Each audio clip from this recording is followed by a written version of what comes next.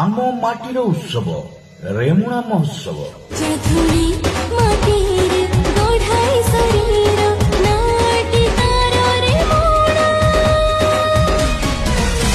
ଆମ ମା ରେମୁଣା, ମା ମାଟି ରେମୁଣା।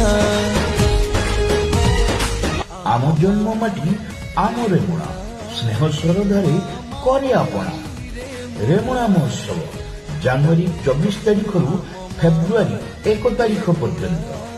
ରାମଦୋଳି, ଠୁଙ୍କାପୁରୀ, ମଥୁରା କେକ୍, ତା ସାଙ୍ଗକୁ ଭଳିକି ଭଳି ବିଭିନ୍ନ କିସମର ଚଟପଟା ଖାଦ୍ୟର ସମ୍ଭାର।